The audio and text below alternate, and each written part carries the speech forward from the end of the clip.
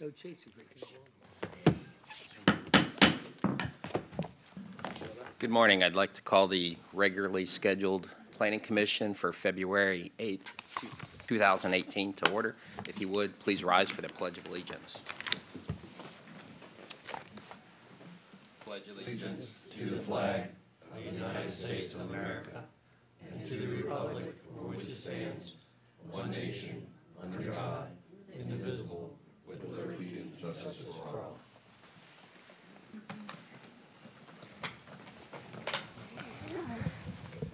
Thank you.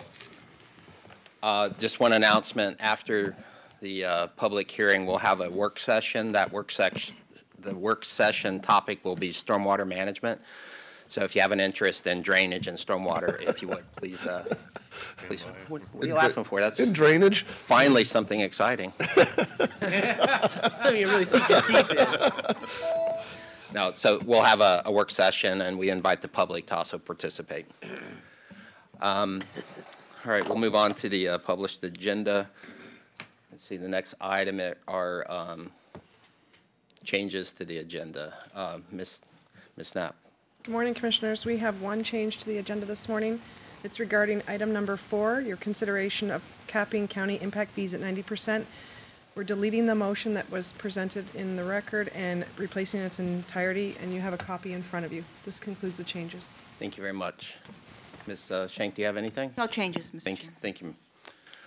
The next item on the agenda are the minutes for approval, and today we're considering the minutes for December 14, 2017, and January 4, 2018.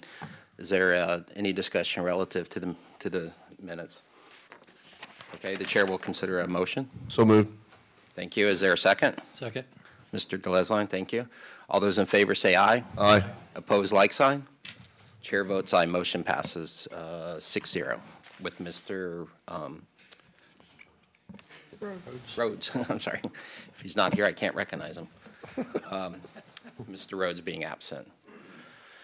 All right, we're going to move on to citizen comments. This is an opportunity for anybody in the audience who wishes to speak on an item that is not on today's agenda. If you wish to speak on an item that is on today's agenda, you'll have an opportunity when that item's heard. So is there anybody in the audience who wishes to speak on an item that is not on today's agenda? Okay, seeing no one come forward, we're going to go to the next item. That is consent. And today I don't think we have anything on consent, so very good. We're going to move on to item number 3. Item number 3 is a presentation upon request. So we're going to go ahead and read that into the record, and then we'll take citizen comments and determine after that if we need a brief presentation or a summary of information. So Ms. Knapp, could you please read item number 3 into the record? Item number 3 is PDR 1721ZG, Manatee Palms. This is a rezone of 3 adjacent parcels totaling 2.5 acres on the east side of 65th Street East, approximately 750 feet north of State Road 64 East, from professional medium and suburban agriculture to planned development residential zoning districts and a general development plan for a residential project with 24 multifamily units. Thank you. And again, this is a presentation upon request. I see the clerk of the court standing, so it must mean it's quasi-judicial. So if you plan to speak, you're going to have to be sworn in. So if you plan on speaking on this item, or you think you might be speaking on this item, please rise for the oath. Do you swear or affirm that the factual statements and factual representations which you are about to present to the board will be truthful and accurate? Thank you. Okay. So as I said, we're going to go ahead and take citizen comments if there are any. So if anybody in the audience wishes to come forward and make a statement regarding this project, now would be the opportunity to do that. The type of comment that might be made is something that you have a concern about, and then because this is a presentation upon request, it's going to be an abbreviated presentation unless there's specific items to address. So is there anybody in the audience who wishes to come forward on this item? Anyone at all?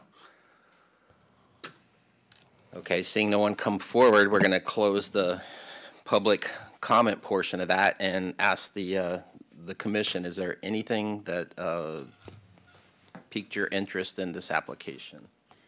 Mr. Is someone who could show us the exact parcels that we're looking at? Yes, we'll just go ahead and have a very abbreviated presentation. So if you could, for staff, we have Ms. Boyd. Is that right? Ms. Boyd, if you could please introduce this application, and as Commissioner Roth asked, please indicate where the project is. Tia Boyd, planner for Manatee County, and I have been sworn. Let me just pull out where I have an aerial.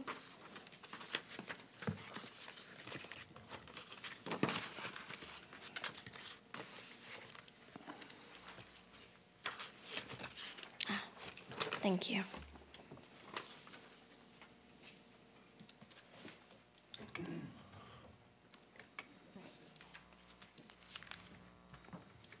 As you can see in the image on the overhead, these are the 3 parcels that are being considered for the Manatee Palms project. Is the lower parcel, which would be south, kind of like the L shape, is that the parcel that has the fence around it? You know? I'll call the applicant to give a bit detail about the current site. Mr. Roth, can I ask you to repeat your question into your microphone, please? Thank you. Sorry. Is the lower parcel, the one furthest to the south that looks like an inverted L, does that have a fence around it, and is it wetland? Okay, we're going to go ahead and ask the applicant to come forward and just, again, provide a brief presentation regarding. I'll do a quick overview, and then if Thank he's you. got questions, Thank I you. can go further. Marla Huff with Huff Engineering. I've been sworn, and also with me here today is James Adkins and Christina Adkins, the owners, and their young 5-year-old son, James. Hi, James. Tia did a great job representing the project in the staff report, so I'll be real brief on this. First, I'm going to put down the zoning map.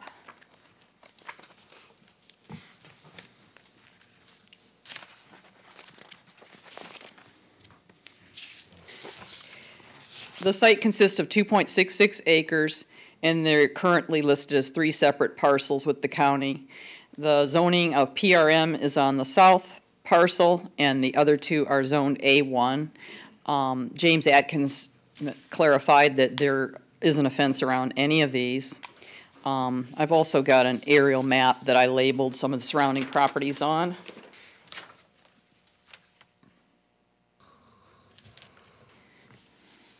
There are 2 permanent structures on 2 of the parcels, and there's a mobile home on the 3rd parcel. The mobile home's in this area here. And Mr. Adkins has owned the property, and he has had tenants in the buildings on the site. Tenants have ranged from residential to office in the PRM zoned one. The GDP plan I'm going to put up here.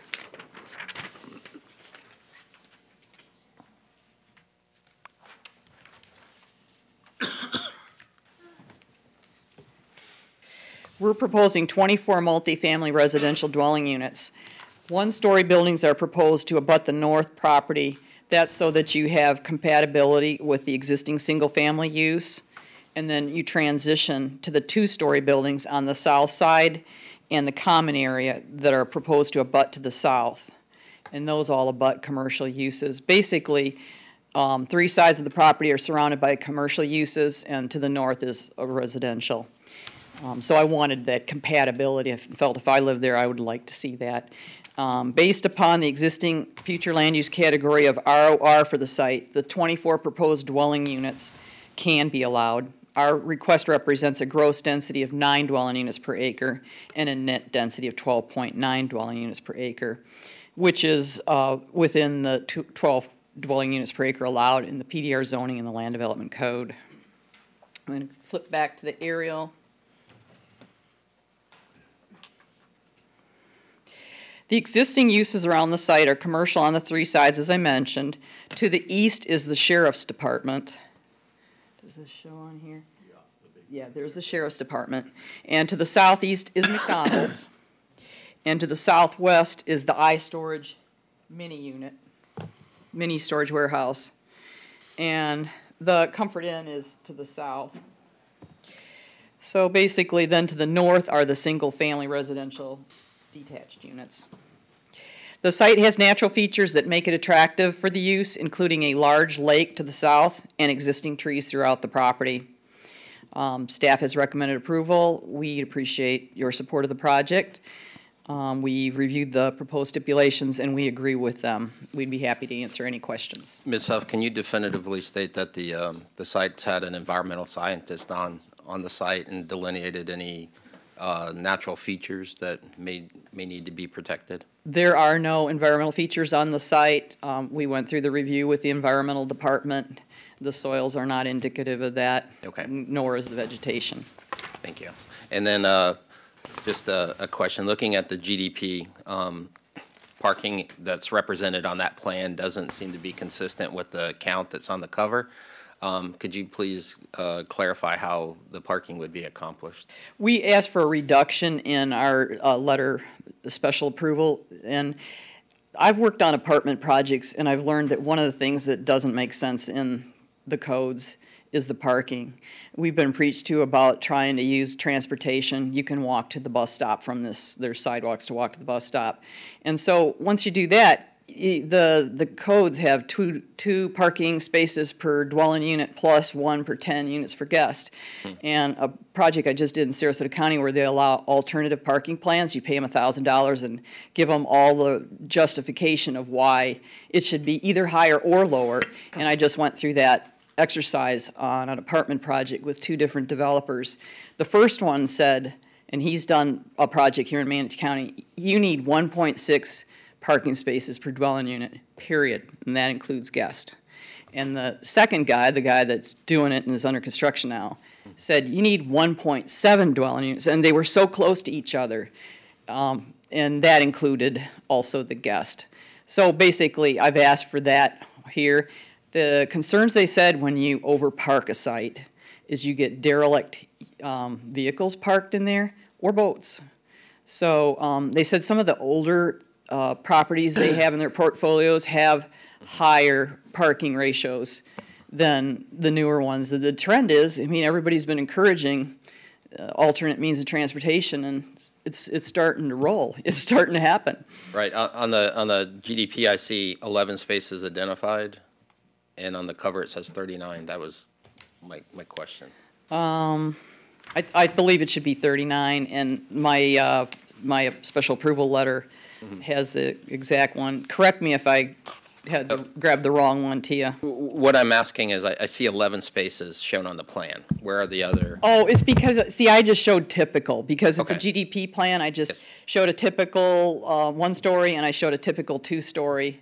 And so I understand, you know, I had drawn everything and then I took it out and dumbed it down because it Okay. is a GDP. Right, and it's not required on the GDP. So just for clarification, my question is that there are more spaces proposed than the 11 shown on the plan. That's correct. Okay. But less than the code requires based upon trends in the market. For reasons as stated. Yes, and I've also, because the county's looking at redoing their land development code, I gave them input and suggested they do that, because as you ask, how can we get affordable housing? Well, density and parking. You know, you can't just keep over parking these sites and think somebody's going to be able to build something affordable.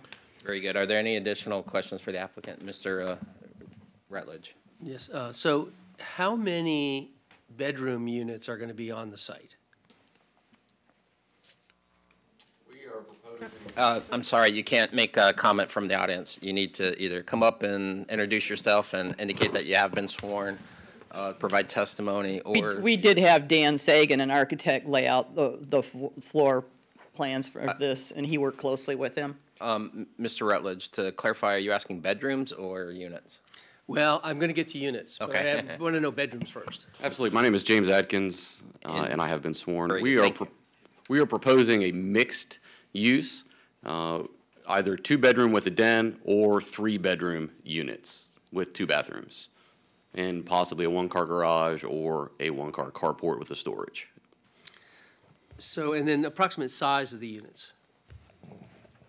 Between 1,200 and 1,500 square feet, depending on what we determine is available for the layout. We are trying to maintain the natural beauty of the site. There are a lot of trees that we'd like to keep. So we can expand or reduce the size of each unit, the footprint of each building, the size of the common areas to accommodate what we want to achieve, which is a beautiful, open community. So that it hasn't been determined yet, but within that range, the 1,200 and 1,500 square foot range. So sadly, I have some experience in apartments, so I think for you, not for me. But so one of the challenges is when you say you want to reduce parking, what's happened, the reason they're reducing parking is because sizing is going down pretty dramatically. So we just looked at a project in Lakewood Ranch, and out of 200 units, they're going to average 870 square feet. And the majority of those units will be 1 and 2 bedrooms. So one of the things that happens when you start saying, I want to reduce parking, is it correlates to some other conditions. It's not just reduce parking that solves a lot of problems. So the concern that kind of comes to my mind is when you do 1,500 feet and you have 3 bedrooms and a den, which can be used for that, you get a family in there at a value price, and they have more than 1.7 cars or whatever you say. That's why they make it 2, and that's why the bedrooms matter, and that's why the size of the unit matters. And so it gives me some pause to say I'm a big fan of appropriate transportation. I love the idea of affordable housing, but it leaves an open question in my mind that it's inconsistent with what we see as when you start urbanizing and say you don't need cars, that you're going the opposite way. You have bigger units and more bedrooms. Any thoughts? Our original thought was to keep in concert with what is normal throughout the counties. That also includes Sarasota County. The modernization of the development practices that we see is exactly how Marla stated. Ride-sharing services such as Uber and Lyft are tremendously popular. People are trying to be less car dependent. This site in particular we feel is an excellent candidate for the reduced parking, specifically because of its proximity within the urban gateway. It is within the gateway. It is within a heavily developed area. This is not perhaps a suburban location in Lakewood Ranch that is somehow far removed from transit lines, far removed from employment. This is a large population center with many opportunities for employment within walking distance, effectively. So we feel that those aspects of the site lend itself well to perhaps an amendment to the required parking per the code. If it was perhaps a more suburban location with less walkability, as they like to say, then I would certainly agree with that. But I think everything taken into consideration, it's a good site to help people who want to have mass transit or want to take the bus, or maybe they have scooters. Scooters are very popular now too. So all of those things I think should be considered. Thank you. Thank you. I'd like to add to that, Commissioner Rutledge, Marla Huff for the record, and he did make a valid point about Lakewood Ranch. One of the things that I have to do whenever I bring a project before Manatee County is answer to the transportation people, and they make me tell them how close is my project to a bus line. And I did just work on something in Lakewood Ranch, and I'm like going, where are the buses? Because they're usually close to my projects, like on this one, but there were no close bus stops to a property I just worked on in Lakewood Ranch. So it does have an effect on it. And then basically the other thing that I have under construction now in Sarasota County is Live Oak Apartments. It's a 300-unit project. It has a bus stop right out front, and it has 1.7 parking spaces per unit. And I appreciate your thoughts. But my developers really, that's what they told me they want. And the other guy that looked at it before, he said it's 1.6. And these are people that own a lot of units. And they're right in there. They're right in there between the 1.6 and the 1.7. I'm going, they're totally different companies, but they're right in the same range. I think we've need to get some input from staff on this subject. So let's table this part of the discussion for a moment. Are there any additional questions for the applicant? Okay, thank you, Ms. Huff. Thank you. Now for staff, let's pick up the parking discussion. This is a reduction, correct? It's a requested reduction in the parking standard. The applicant has requested specific approval for a reduction in parking In the county regulations allow for a reduction, correct? with plan development through specific approval. Right. And they requested that specific approval? Yes, they have. There's a letter provided with the staff report that includes the specific requests, which includes an analysis by the applicant, and they also included a parking study. Right. And they did provide a parking study, and that was in support of the specific approval? Yes. And then, So can I ask a question, though, while you draw that? So they asked for specific approval. Did they give you an allocation of rooms and size that they'll be held to when they give you that approval? Or is the approval blanket subject to a site plan later? That approval was based on the number of units, specifically not bedrooms. Not At this size, time, not at the bedrooms. GDP level, we only look at a very general plan, looking at how many units and how it fits into that area. the specific approval is tied to number of units, isn't it? Not Yes, necessarily not bedrooms. bedrooms, units. And there's a listing in the, or a statement, it's listed as a negative aspect with regard to the parking reduction. Please clarify why that would be considered a negative, or is it simply that it's something different? It's listed as a negative because it does not specifically comply with the code, but I do include mitigating measures in there that highlights the fact that they do include a specific approval, which includes that analysis, and they do provide a parking study. So although it is listed as a negative, we do provide mitigating measures in there to show how that, although it may be seen as a negative initially, with additional resources and additional research, it can be suitable for the site. Mr. Rutledge, is there any other? Well, listen, I'm not against the idea. I think that would be an improvement out there. So just understand, I'm for the project as a concept. One of the things I am sensitive to, and sadly for you, I have been developing apartments, and I know about developers, and they want to have less parking because it's much more profitable. So just because people do it doesn't mean it's the absolute solution. So I just want to say that I find that on occasion. Ms. Huff? I just want to say that we want to understand what we're committing to, and that there are other parameters other than just walkability. So there are other things that go on. When you say just arbitrarily that, well, this apartment guy says this and this apartment did that, you haven't given us any data. You're just saying they said that. Well, that's great. Well, I'm saying something different. So maybe we're at a different position. But I just want to make sure we understand we're making an exception. If there's an overflow of parking because they have two families, children in the apartment, you're going to not have enough parking. That's just the issue. So if they can park on the side or they can park on the street, that's all different. So I'm just sensitive to that because I've had this challenge where it's dense. Right, and just along those lines, those are operational elements. If they wanted to ask for one parking space for every unit and no guest, they have the right to ask for it. Whether it works or not is going to be up to them if it works for their business model. But with regard to what the code allows or requires, I think that's the merit we have to. Well, but I think it's the metric compatibility, we have. isn't it? I mean, so we're making an exception for there's some single-family residential on the backside of this, right? I just think, when you have a lot of cars and then people have to find places to park, I've been in communities where that's a challenge, and so I'm just trying to understand it. Forgive me if I'm making it sensitive, but question. I don't think you heard anybody. Can I ask a question as a newbie on the board? Yes, sir, Mr. Roth. When is it that the proposal shows the buildings, the layout? Is it not at this hearing? No, not for this particular case. You might want to get with one of the planners or Mr. Gerstenberger. They could explain the process. It's okay. We have multiple plan requirements. So, Mr. Chair, if I might. Mr. briefly. Gerstenberger.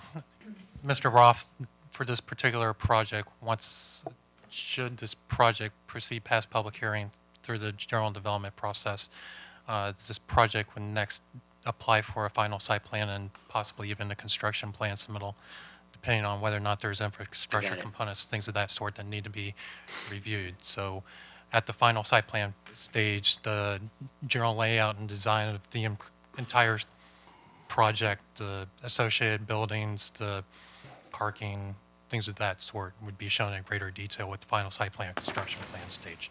And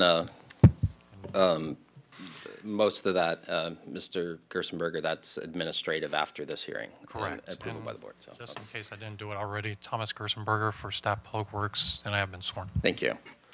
Mr. Horgan. You made a comment, but we won't see it again here. That's right. Correct. It'd be administrative stage One beyond. shot in Right. Yes. But again, our commission, as a commission, isn't to make comment on the buildings. What we're doing is establishing the zoning and parameters. So, and that's what's represented in the plan. I'm Commissioners, just if I- thinking about the comp plan. If I could, Nicole Knapp, for the record, I have been sworn.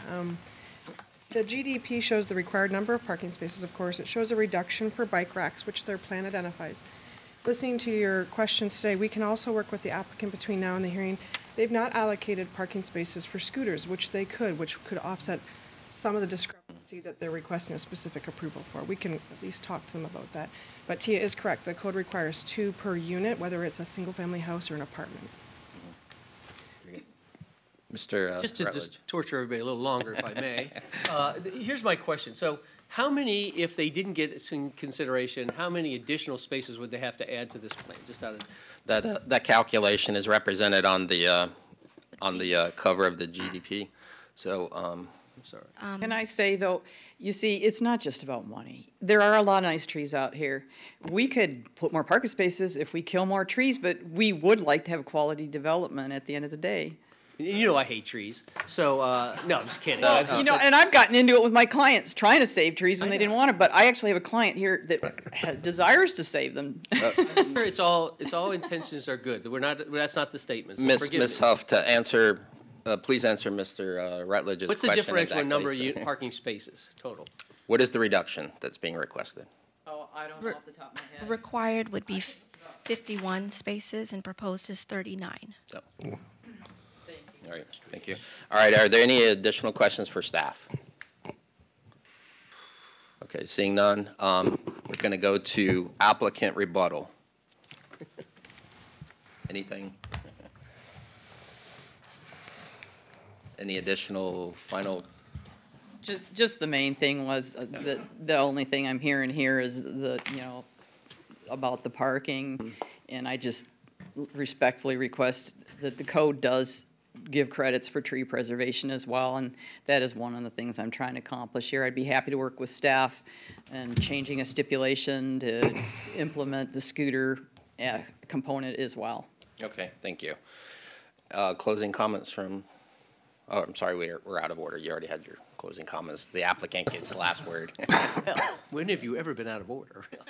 Yeah, these presentations upon request, no two presentations are the same. This is, all right, we're going to close the public hearing and open this up for deliberation. Mr. Rutledge, are you satisfied with what you heard with regard to?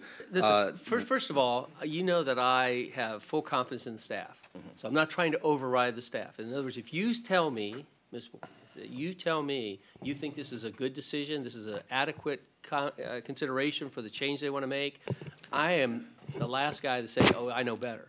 But the thing that I just want to focus on is if you take these 12 extra spaces times 20 feet average space, you're talking about a couple hundred feet. So I just wonder, is it that important? It absolutely kills a bunch of trees because we want 240 feet of additional parking.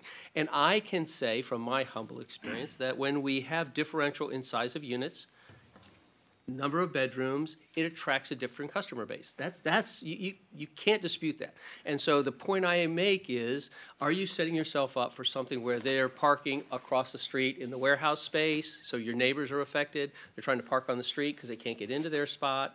I'm just saying that I'm all for it. I think you'll improve that area. I like that it's residential. It's a good fit. You're taking the transition from commercial to residential in the appropriate way. You're doing a lot of good things. But I'll never see you all again. No, you'll probably luckily never see me again. And my point is, I think we ought to air that out and not just say that arbitrarily a reduction in parking because there's a bus station is a solution. That's my point. And again, this is deliberation, so we can't get any additional testimony, but I think what we're looking at is establishing the rights for this, this particular application if the character of the community envisioned by the applicant is such that they want, that they don't want an auto-centric community, that they, you know, want to, I don't think force is the right word, but maybe compel people who don't have Cajole.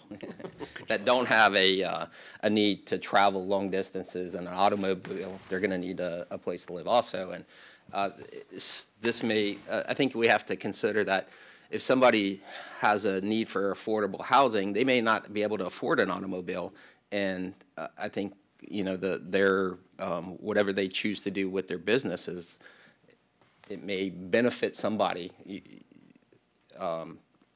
that would select an apartment that only has a limited parking space where somebody else says, I have 2 cars. I agree that might actually be the case. Yeah. But I would argue it's just as possible that somebody moves in with a group of other people. I rented my apartment, and I rented to 2 nice young guys, and ended up with 4 or 6 with dogs and a couple of cars, and it wasn't very much fun for me. And so they parked all over the place, and because you have surrounding things, when you put in a neighbor to an environment, they have an impact, and the question will be, if there's no parking on your site and they need it, they're gonna try and find some place. They'll park over at Walmart, they'll park over at the thing. Or they'll rent someplace else. But they figure out ways to circumvent that. Right. I just want to ask the question.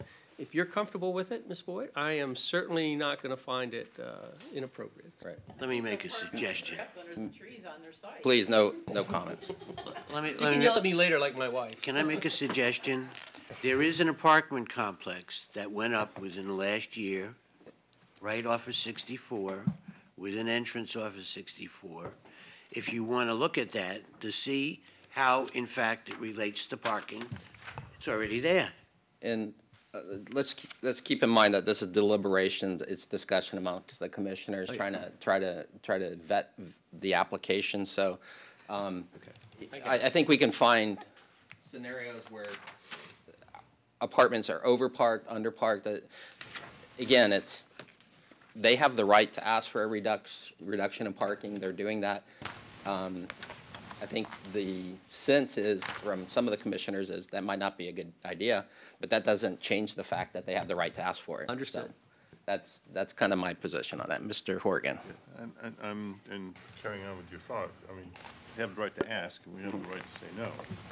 And I have a tendency to agree with Mr. Rutledge that there's, you know, if it was 1 bedroom, 2 bedroom, and 3 bedroom, that's one thing. But if they're 2s and 3s, you're going to end up with teenage kids that are going to have vehicles and all sorts of things like that. So I guess I'm as concerned as anybody else is about the parking. And I think we heard from the testimony that was something they were contemplating. That's not something that's absolute. So. But we're allowing it. Yeah. No, we're not restricting the number of bedrooms available. No. We're allowing the parking. Yes.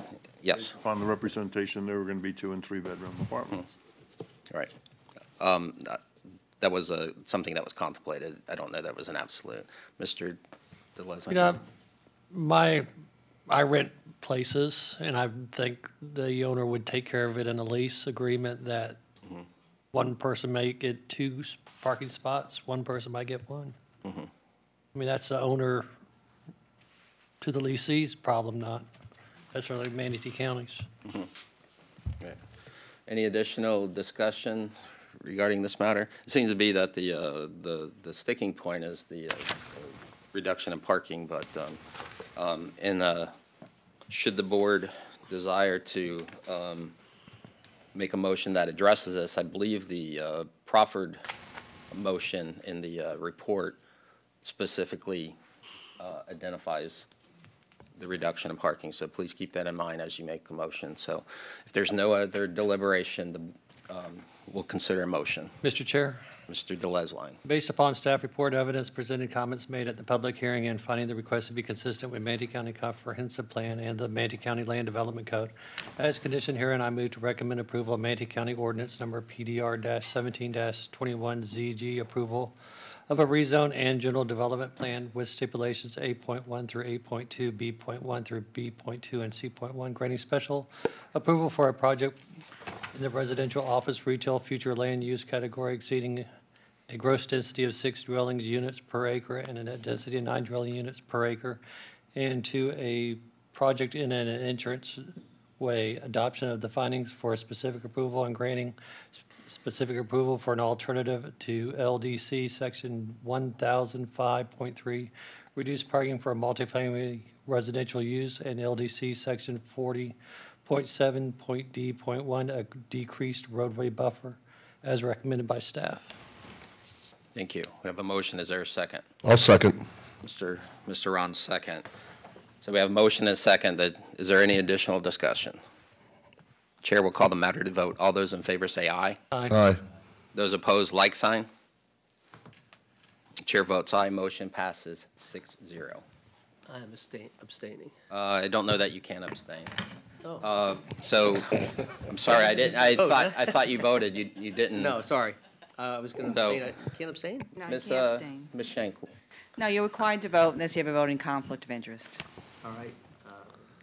Ms. Boyd? I wait, read the vote. Ms. Schenk, we took a vote and after the fact found somebody abstained. How do we? I was how do we asleep, address sorry. that?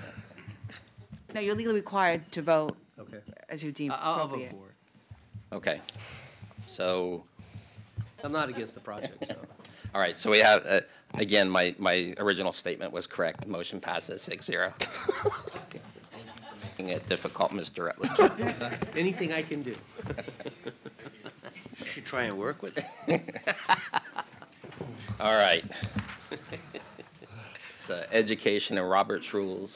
All right, we're going to move on to item number 4. Good luck. Item number 4 is discussion regarding consideration of capping the county impact fees at 90%. I believe this is a legislative matter, correct? So any discussion on this doesn't require anybody being sworn in. So Mr. Osborne, were you going to introduce it, or do we need to read anything into the record regarding this, or is this simply a discussion? We probably should read it into the record. I'll read it into the record for you, John. Okay, Ms. Knapp, please. Item number 4 is consideration of capping county impact fees at 90%. This is an ordinance amending Chapter 11 of the Manatee County Land Development Code, amending Section 1102.3.A to cap impact fees at 90% of those set forth in the existing county impact fee schedule. And Mr. Chair, I just want to point out this is a legislative public hearing, and whenever you're ready to make a motion at the end of the hearing, the update memo contains a revised motion. Thank you. Thank you. Mr. Osborne. Thank you, Mr. Chair. I'm Thank John you. Osborne, the Infrastructure and Strategic Planning Official for Manatee County. And before you today, I'll give you a little introduction to and background about our impact fee program here in Manatee County and the proposed Land Development Code amendment before you today. As you all know, impact fees are one-time fees assessed on new development. And this is based upon new development's impact on our infrastructure and services, things like public safety, law enforcement, roads, parks and libraries, those kinds of things get impacted. We have new development come online into Manatee County. And our comp plan has various adopted levels of service standards. We have levels of service standards for our parks, for our libraries, and for our roadway systems and things of that nature. And the impact fees are used to improve these infrastructure and services, to add the capacity to them, and help us maintain our level of service standards. Impact fees are fees that we can't use, though, for things to, like, for example, to replace or maintain existing infrastructure. We can't fix potholes with it and things like that. We have to use it for capital projects that add to our capacity for parks and libraries and our roadway system and things like that. So Manatee County has a long history of utilizing impact fees for about 30 years now. And this is evident, and you all get to see this actually every year when you adopt a new capital improvements element. There's full of capital projects in there that most of them utilize impact fees. And our adopted capital improvements plan is full of projects, so you can see how the impact fees are expended year to year in that plan as well. Manatee County's current impact fee study was approved, you all saw it in November of 2015. The board approved it in December of 2015. And that study also had a fee schedule as well. But the board approved a 3-year phase-in of that fee schedule.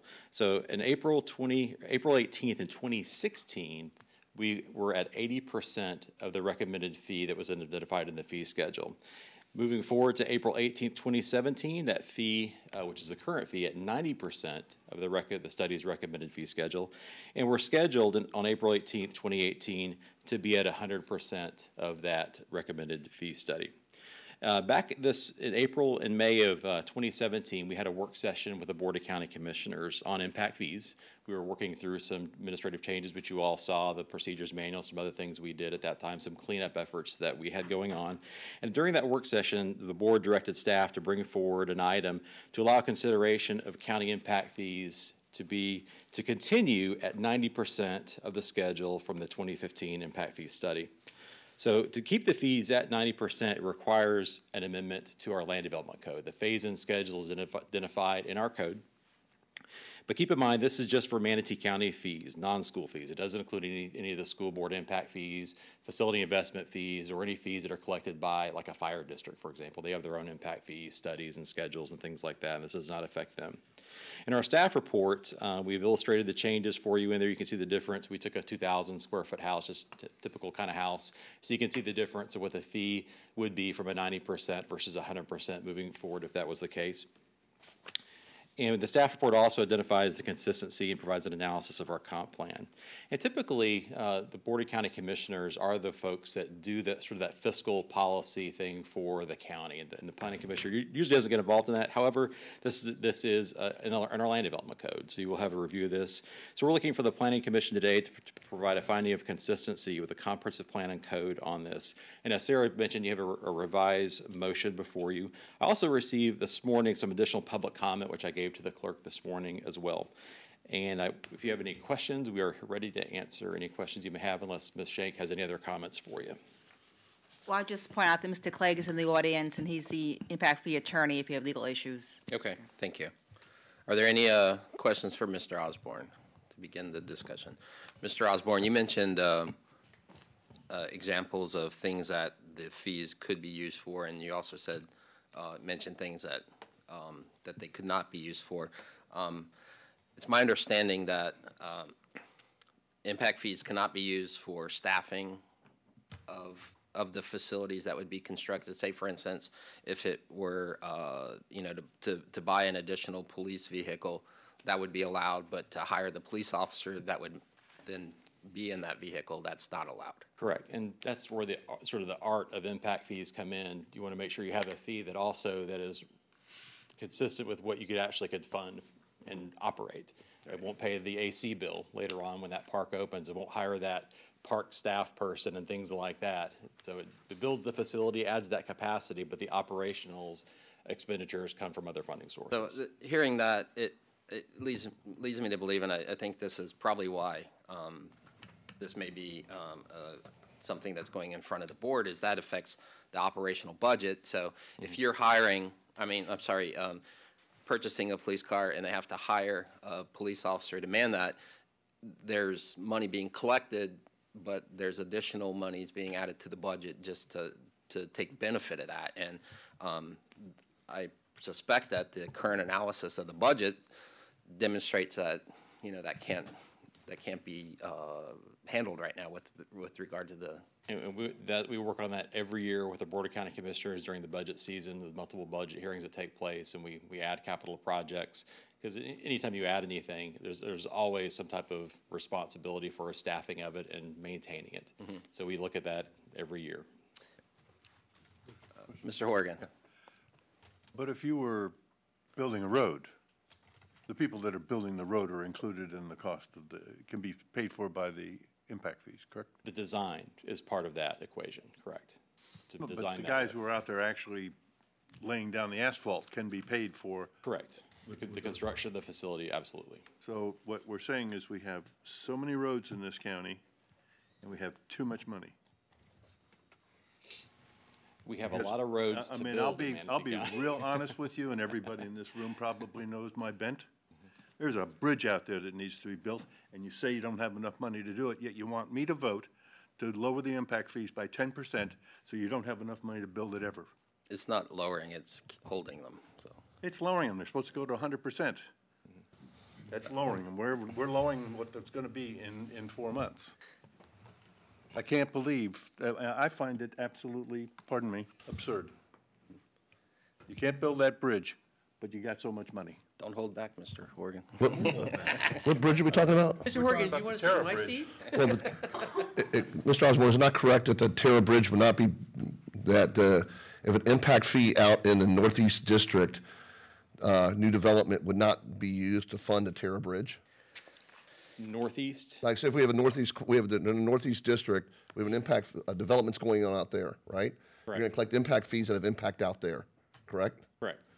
So the impact fee that's being collected in the Northeast District would not be used to fund the Terra Bridge, correct? That's correct. And the Terra Bridge isn't in our capital improvements plan at this point. But the transportation is one of those impact fees that is district-specific. And we use the monies from the district to fund infrastructure, transportation projects within that district. There are sometimes an exception, like 44th Avenue spans across a couple of districts, so that is an exception to that rule. But typically, we don't take money. There's a rational nexus test. From that fee payer, if you built a house in Parish, well, that money that you pay towards transportation is going to get spent on transportation projects in your district that you paid that in. But this is reducing the fee across all districts. It maintains the fees at 90%, yes, sir. Across all districts. So the Yes, sir. argument that the money is not on the Northeast District is a spurious one. You're taking money out of the Northeast District where arguably a lot of the development is occurring, out Lakewood Ranch. That's right. The capping at 90% reduces the fees across all districts. It keeps it at 90% of recommended studies fees. Can I follow up with that? Mr. 'Cause I have a Ratliff. question. So have you done an analysis of what this differential would mean on an annual basis and then projected 5 years out and said, okay, we're not doing these things because we don't have that money? Because when you say you don't want, it's not that you don't want that money, but you don't need that money means that you have funded your projects, which argues his point, the commissioner's point, hey, we have enough to do the things we have to do.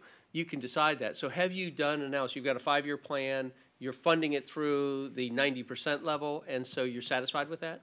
The 2015 impact fee study looks at a variety of construction projects, and there was a study that also included specific projects, had 44th Avenue, but also accounted for some growth factors as well. When we look at that year to year, and keep in mind too, as construction projects, they go through a design, and you all know this, they go through a design phase, and also we put it out to bid for construction.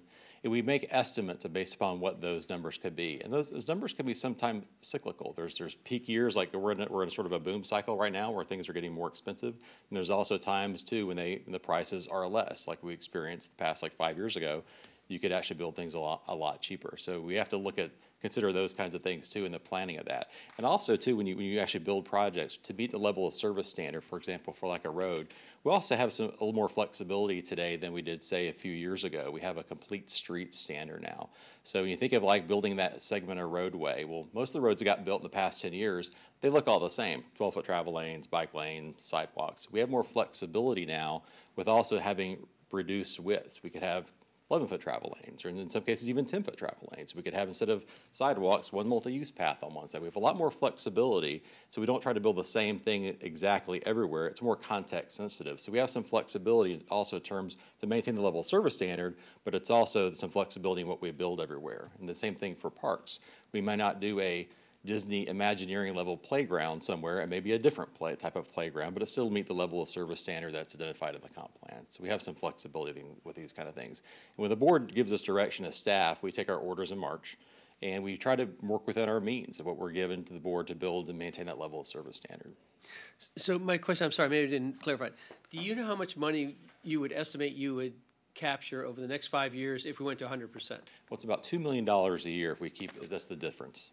Right, that's the number I recall. So we would have another $10 million to do something in some collection of locations or some kind of plan. Right. Mr. DeLesline. Yeah, I was just curious what the impact fees for City of Bradenton and City of Palmetto and Sarasota County, I guess, how we're doing with their level. I think I have a little comparison here I can show you. I don't have the city specifically, but I'll put this on the document camera. Zoom in. Grab a pen here.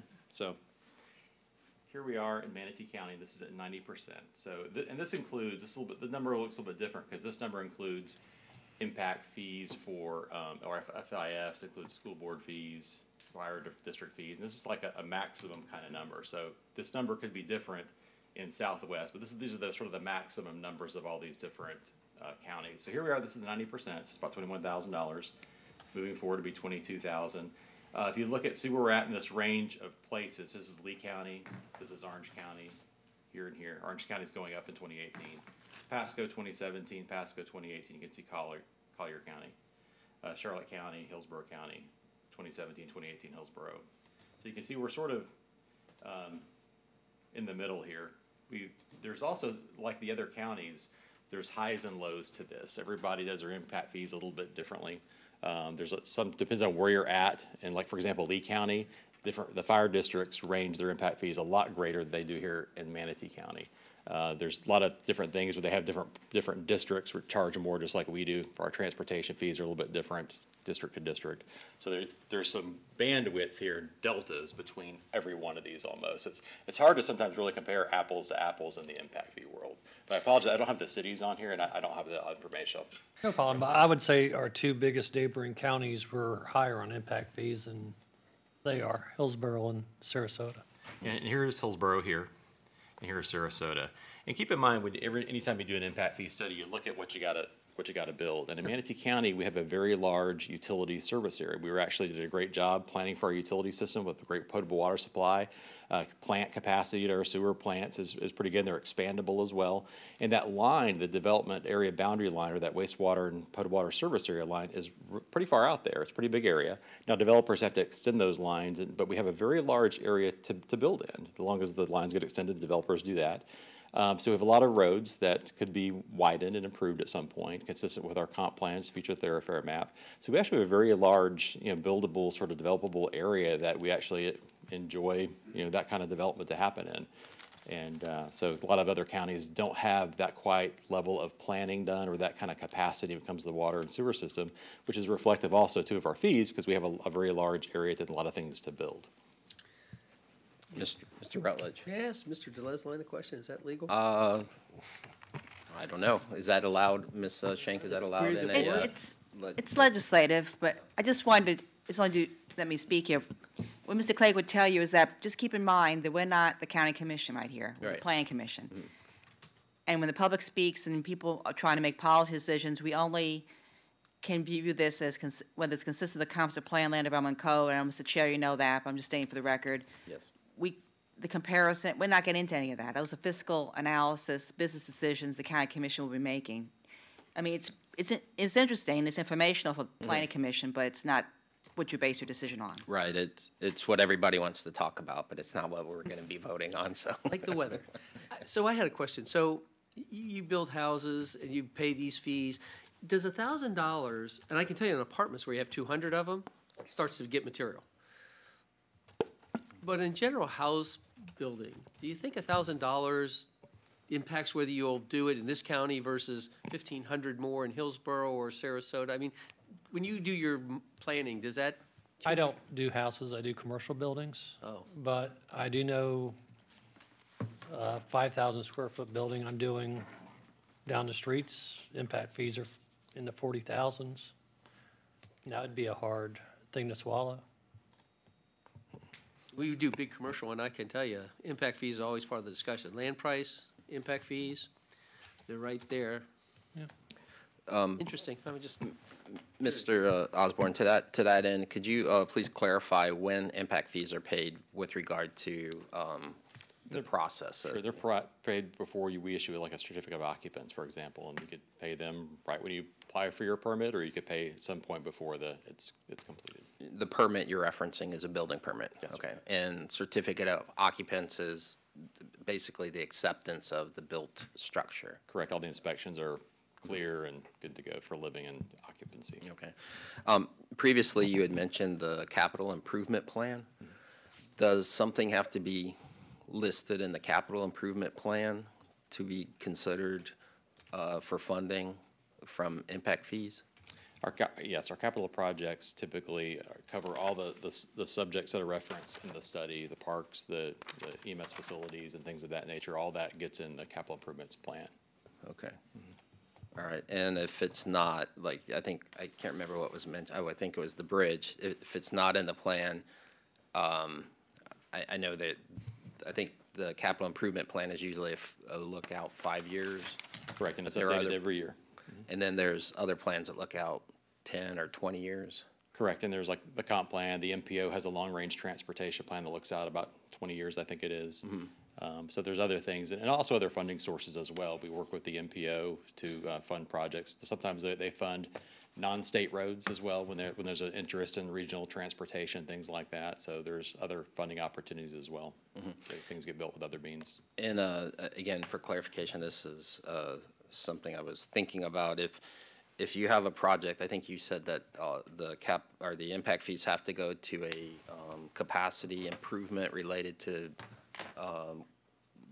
whatever's causing that. Correct. For example, if we have a shortfall in our parks, we have a level of service standard for our parks in our comp plan. We have one local park, one regional park, one district park per X thousand people, and we get to the point where we have shortfalls in any given area, we will use those impact fees to add a park facility that's necessary in that area. And that's part of our analysis.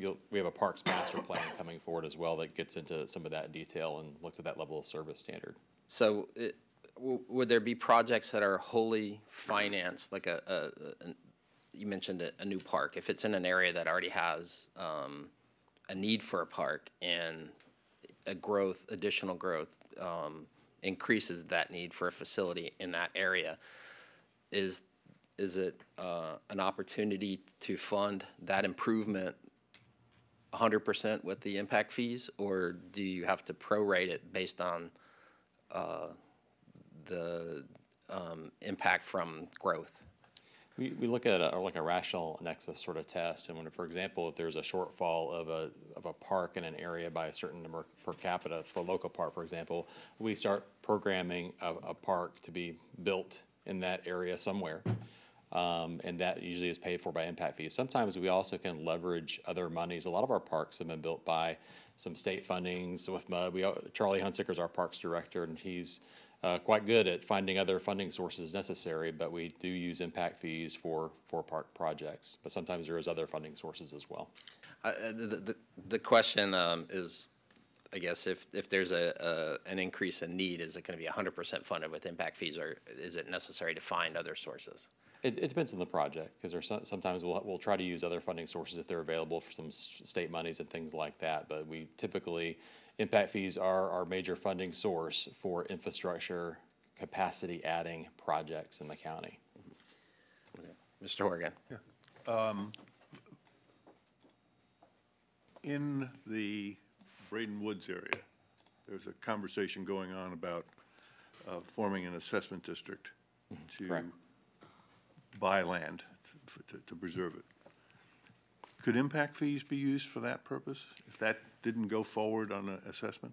Probably not something, we haven't reviewed it for that, but not something we probably recommend. There's a rational nexus test, and the people that pay the impact fee should be the receiver of the benefit. And those houses were built, I'm not sure we had impact fees back when Braden Woods or Braden Pines, whatever that community that is, I believe, existed back then.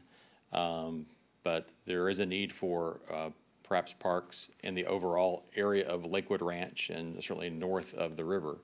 But we would try to put a park consistent with our parks master plan that's coming forward that is more also, we have a need for another like a GT Bray scale kind of park out in that area to serve the residents, and a little preserve type thing really isn't on the radar out there according to our parks master plan. So it's not something we would use impact fees for, because it doesn't really pass the rational nexus test of, it's an older established community. That we wouldn't recommend a staff that use impact fees for something like that. Adjacent to River Club, which would have been paying impact fees. Correct. So there would be some rational nexus there. And given the age, we would assume that whatever park facilities were built in that area back then when they paid that fee, used that impact fee to be constructed, whether it been Lakewood Ranch Park or whatever it was back then. But some of the impact fees in that area were taken to go out and build Fort Hamer Bridge. They were borrowed. More recently, correct. So, I mean, that money could come back into the area too. And there's a benefit that the people that paid impact fees receive from the Fort Hamer Bridge, just like they will when 44th makes its crossing as well into that area. Mr. Rutledge. Well, and it's interesting because I think one of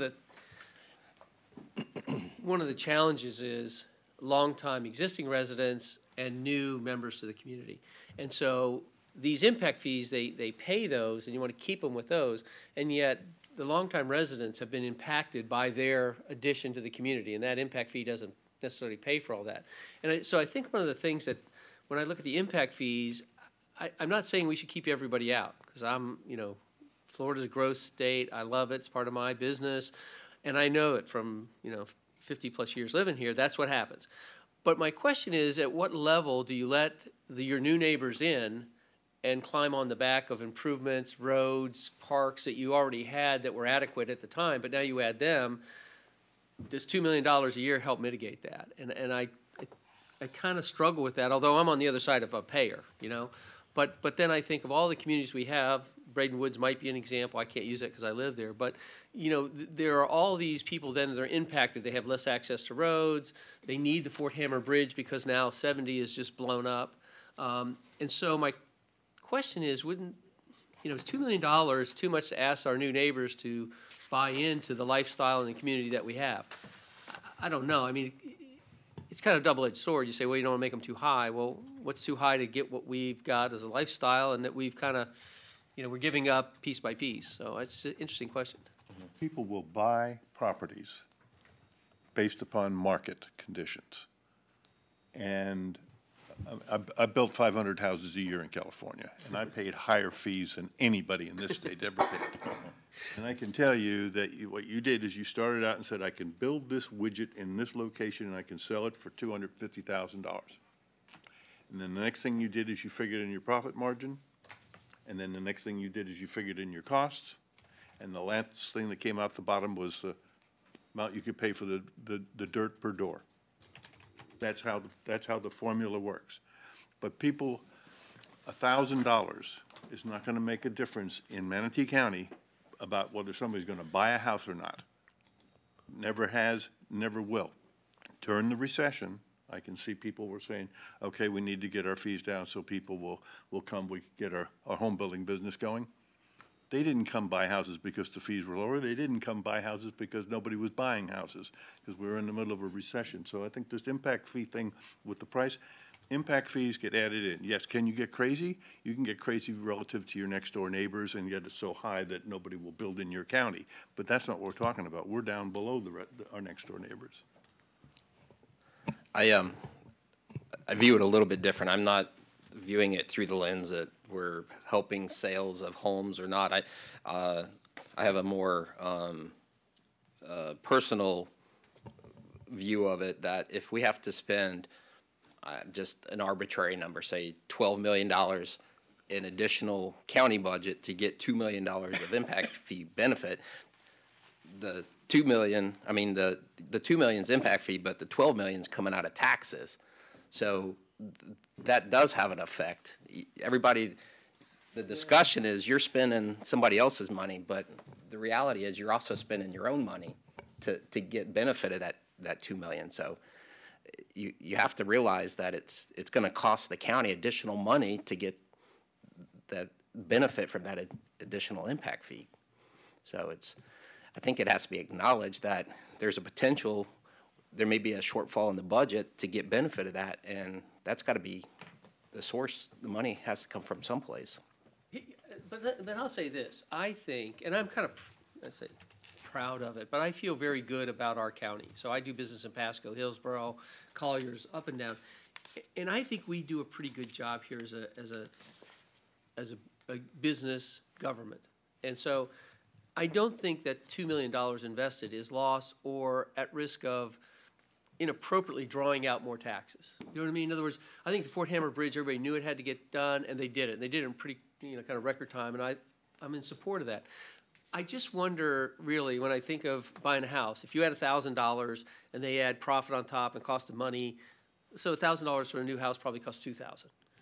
But $2,000 to move into my neighborhood, you'd be lucky, So I don't know that it's unfair. And so I say we've gotten this consideration. If Pasco County is more than us, and they're a similar distance from Metro Tampa, which is one of the key things about our location, I'm not sure that we should be discounting ourselves to invite people to be our neighbors. And I'm not, you know, I'm a bleeding developer, you know what I mean? So I'm on the other side of this a lot of times fighting about it, but I just don't know why we would have to make that concession ongoing. That's just kind of. Mr. Chair. Mr. Ron. I look at it from an affordability standpoint. To you, Mr. Rutledge, $2,000 might not be a lot of money, but to a school teacher, it is a lot of money that wants to get into their first time home. And for, you know, we do live in a great county. I mean, I'm born and raised here. This is where I'm from. So we do have the opportunity to live in a great county. The impact that these could have on the affordability, I'm a mortgage guy. Yeah. I deal with these people every day. And the affordability factor does come into play with these people when we start tacking on $1,000, $2,000, $2,500 on these houses to a school teacher that's making $33,000 a year and trying to get into their first home, be it an FHA or VA type product. It is impactful. And that's why we have to be very considerate of what we're doing here. $1,000 to me or to you or anybody else that sits on this dais might not be a lot of money, but to a firefighter, EMT, police officer, school teacher, those type of people that are helping our county and growing our county, not just the people that are coming from the Great White North, but from the folks that live here and work here, impact fee could have a devastating effect on a 1,700 square foot house. So I look at it from an affordability standpoint too. And I think that's a good point. My question is, if the average home in Manatee County is about $249,000, right, that I would argue, yeah, you want to give a discount, let's give it 80% to those under some level. But I don't think people, I don't want to get into cultural, but I'm just saying, I agree with you 100% that we have affordable housing issues. But the majority of houses are at above average, and that would not impact them. But listen, I'm not trying to hurt anybody that this would help, but I do think there are a lot of people that are just going to make more money on their houses. And I think it's important to even though this isn't the thing we're really going to be asked to vote on, it's important, and I think it helps the commissioners hearing the discussion of things that, you know, are considered. We have to look at a broad spectrum of issues, all the issues, and I think it's very helpful. But again, I'm sure we'll hear from Mr. Clegg what what we're being asked to vote on. Are there any additional questions for Mr. Osborne? Okay. Good job. Thank you. Thank you. All right, we're going to open this up for public comment. I have 2 speaker cards, but that doesn't mean that that's what we're going to limit the discussion to. So the first speaker card I have is Mr. Ed Goff. If you would come forward and make your statement. Again, this is legislative, so you don't have to be sworn.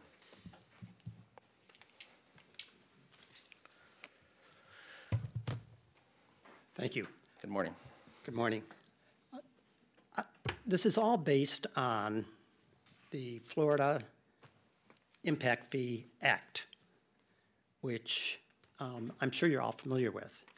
Essentially, it says that local governments, such as Manatee County, can charge a fee to pay for infrastructure that is required only because of new development. New development requires things like roads, pipelines, schools, parks, new expansion of police car fleets, etc. So this is only paid for things that are required because of new development. Now the question is, who should pay for that money? Who should pay for that infrastructure that's only required because of new development? Well, clearly, the people that are going to benefit from that should pay for it. And that would be the people who buy the new property. If somebody buys a new house, they want to have water coming into their house. They want to have their toilets flush and go someplace. They want to have a school for their kids to go to. So it's clear that it's the owner.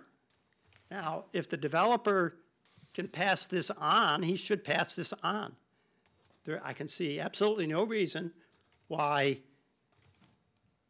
we, as residents, existing residents of Manatee County, should pay for anybody else's infrastructure. When a house is built, the developer pays somebody to put a roof on, pays somebody to put the electric in, pays somebody to do the plumbing, pays somebody for the land. It's a cost of doing business. In Manatee County, if you want to take advantage of all the services provided by the county, you should pay for the infrastructure to bring it to your house. It's that simple. And I have diverted quite a bit from what I was going to say because I don't think it's complicated. If you're going to get something, you should pay for it. And that's why it's called a fee. It's not called a tax. It's a fee. You're paying for something that you're getting. And I would request that you vote against this change in the land development code because it's supposed to go to 100%. We paid a lot of money for a study to tell us exactly how much we should charge for these impact fees, depending upon the square footage of the house or the unit and the location in the county. It's very exact. It was done by Tischler Bice. They have never been sued successfully by anybody ever, and they've done over 900 impact fee studies all over the country. So I think it's very simple. I think your decision is simple. I appreciate you voting no on this. Thank you. Thank you. The next speaker card I have is Mr. John Mast. If you could come forward, please. Give them to everybody and put it in the record. Thank you. Sorry, taking notes. Good morning. Good morning, Mr. Chairman, Commissioners. My name is John Mast. I'm on behalf of the Manatee Sarasota Building Industry Association and the Board of Directors. I'm here to speak to you to vote in favor because what you're voting on is not the impact fee and what the amount is. You're voting to see if it's consistent with the land development regulations and the comprehensive plan, nothing else. But since you have digressed into what the depths of the fees are, and Commissioner Rutledge did ask the question, for every $1,000 that is raised in a fee for a home, 100 families are priced out of the market. That's a national average. It's even more prevalent here because our metro space, Bradenton, Sarasota, Northport, is more expensive per square foot than Tampa and Orlando. And you saw on the screen, Commissioner, that the fees are higher in Manatee County than they are in Sarasota and Hillsborough. They're higher, and you're going to raise them again. So let me tell you what happens with those 100 homes that are now priced out of the market. 100 homes creates 297 jobs, $28 million in wages and business income, and $11 million in taxes to local, state, and federal government. That's what you get with the other 100 homes. And as also shared to you by Mr. Osborne, those fees that are paid are for the benefit of those that pay them, not for Ed, Goff, and the citizens. I apologize for calling you out, but that's the case, right? So as you consider if it's consistent with the regulations, that's what you're supposed to do today. I understand the information being shared, and they're not spurious arguments. That's what we're here for. We're here, and I'm the watchdog, so you go to 100%. If they haven't been sued, Tischler Bice, they could be sued, and the county could be sued. You'd have to give every dime back that's collected based on that impact fee study. That's why you really don't want to go to 100%. 90% is still higher than your neighbors, partly because of the school impact fee. That was passed last year. So you have to take that into consideration as well. Thank you. Thank you. I have no more speaker cards, but still we're open for public comment. So if there's anybody else in the audience who wishes to come forward and speak on this matter, please come forward. Anyone at all? No, sir. He's sitting there. You can go speak with him. Any additional comments, please? Okay, seeing none from the public, we're going to welcome Mr. Clegg. Good morning, Mr. Chair, members of the Planning Commission. I do want to reiterate that Sarah did characterize this correctly. The role of the Planning Commission is simply to determine whether the proposed amendment to the LDC is consistent with the comprehensive plan. there's a tendency every time we talk about impact fees to get into the larger issues. Capital improvement planning for counties and financing of capital improvements is a very complicated subject. You're having a workshop today on stormwater. If you want to go into all those issues and learn how it works, it's going to take a couple of hours to get the right people here and go through all of that, but that's certainly something the Planning Commission has the prerogative to do. I do want to make sure it's clear for the record that this is being brought forward at the direction of the board as a fiscal policy decision. That's what it is. It's not driven by a threat or fear of litigation, as some have characterized it. It's unfortunate that people on both sides of the debate want to do that. It's common in our culture today, but that's not what's driving it. The board asked that we bring it forward for some of the reasons that you all have discussed, and I'm sure they'll have a spirited debate about it when it gets to the Board of County Commissioners. So with that, I'll be happy to answer any questions you have on the legal issues. Any questions for Mr. Clegg? Mr. Rutledge. So I was curious, Mr. Bott, that you mentioned that we're going to get sued over it. What's your assessment of his analysis? Well, I'm not going to sit up here and start going into the potential, strengths and weaknesses of a case if we were to get a lawsuit. I will say that the county attorney's office is very heavily involved in impact fee decisions, including the crafting of the studies, bringing forward the recommended fees to the board. If we had thought we were at great legal risk when the board decided to scale it up to 100% a few years ago, I would have said so on the record. However, that is not what's driving this. It is a fiscal policy decision, and the Planning Commission should understand it is pretty common around the state for local governments to dial back from 100% on their studies to build that cushion in here. I've been here about 15 years.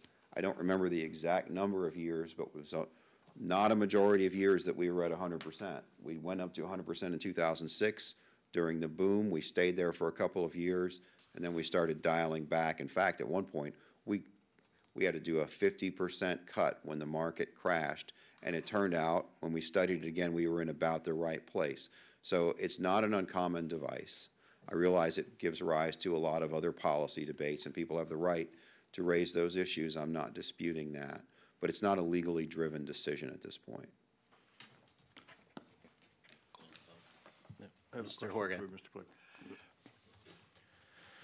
Has there been any consideration about whether there is a reduction in fees on things, for instance, that would answer Mr. Rahm's questions about low-income housing or housing under a certain level? Because the guy who's buying a $2 million house, he really doesn't care about $1,000. So, Mr. Chair, members of the Planning Commission, let's talk about affordable housing, okay? Because I think that's the right place to raise that issue.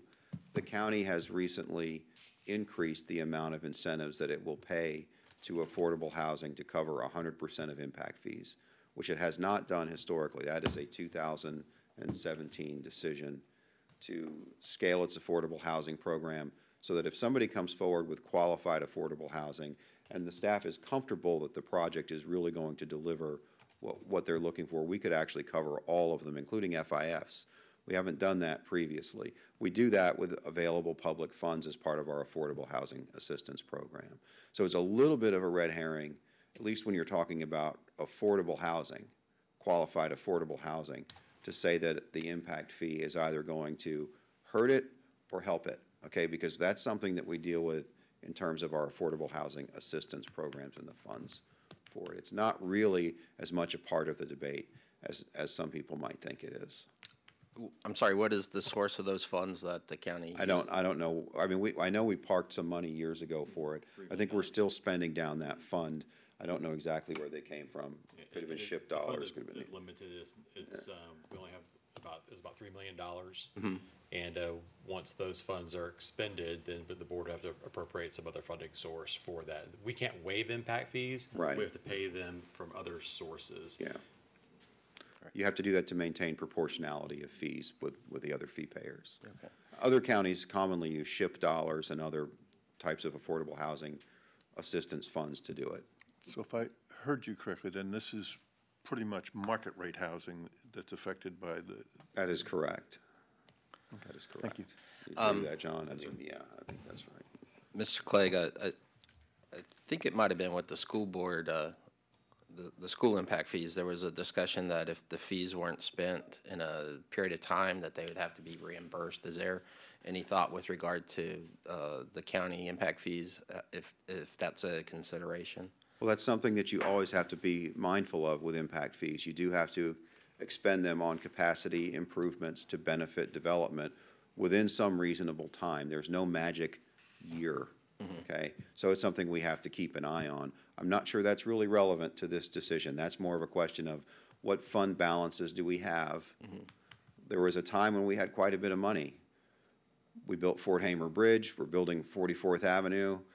Those are expensive projects. It's not that kind of environment anymore. So I have not been, you know, no one's come from staff to me and said, hey, we've got a lot of money on hand we haven't spent. That problem is not where we are right now, given the projects we're building. We have a first in, first out sort of rule from an accounting perspective that we spend those monies first, the oldest monies first, essentially. Okay, thank you. Any additional questions, comments, concerns? You sound like you want to say something, Mr. Rutledge. Well, I guess, so I just want to understand. So it's the recommendation of the professionals at the county that we maintain this 90% standard ongoing, correct? Correct. Correct. The 90%, we work within our means. It's a fiscal decision by the Board of County Commissioners. As the good government bureaucrat, I'd say more money is always better, but we will work within our means what the board decides in this case. Yeah, it was brought forward as board direction.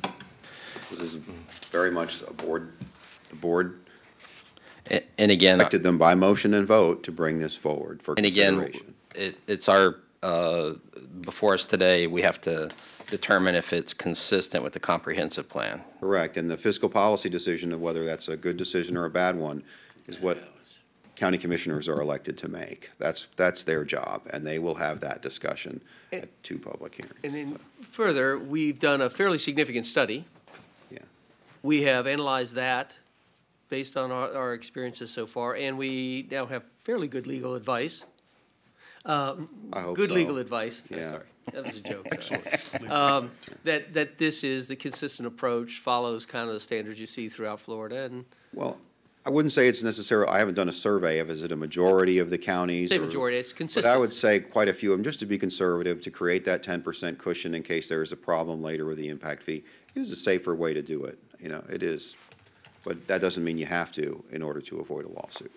And I just want to make a point, because I don't like to be inaccurate if I can help it, but the average home price in Manatee County is listed at $246, not $249, so I misspoke, I wanted to correct myself.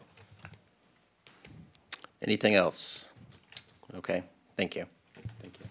All right, the chair will consider a motion, and again, please understand that it's with regard to consistency of the comprehensive plan. So if there is an element that you determine to be inconsistent, I'm going to ask you to state it for the record, so it will assist the board in their discussion, so. Mr. Chair, I'll make the motion. Mr. Ron. Based upon the recommended changes by staff to the Land Development Code, Chapter 11, impact fees, and after consideration of public comments, the Planning Commission finds the terms and provisions of ordinance number 18-07 to be consistent with the comprehensive plan and recommends approval of ordinance number 18-07 by the Board of County Commissioners. Thank you. We have a motion. Is there a second? Second. Mr. Roth, second. Any further deliberation or discussion? Mr. Rutledge. So I just want to understand, does anybody able to describe to me what might be consistent or inconsistent with the comprehensive plan in this request? Well, Mr. Chair, the consistency analysis is on page 3 of your staff report, or page 51. It refers to objectives 10.1.3 and 10.1.3.1. So your staff has done the consistency analysis in their recommendation for approval. Mr. Osborne went over. My bad, sorry. Okay. Any additional discussion or deliberation? Mr. Horgan. As it relates to where my vote's going to be? I think it's inconsistent with the comprehensive plan because you need more money in the Northeast District to build the Terra Bridge. Haven't built it. It's been there since 1989, and you haven't gotten the money, so we need the money there. Okay. Any additional discussion before we call the matter to vote? Okay. Mr. Rutledge, are you good? All right. Only 1,000 questions left. Definitely 1,000 All right. questions. All those in favor say aye. Aye. Opposed, like sign. Aye. Mr. Horgan. Chair votes aye. Mr. Rutledge, did you abstain? No, I voted for. All right, Shouldn't we have cards? Just checking. Chair votes aye. The motion passes 5-1. Thank you very much. We're going to take a 10-minute break, and then we're going to come back for the stormwater discussion. So, Drainage. thank you.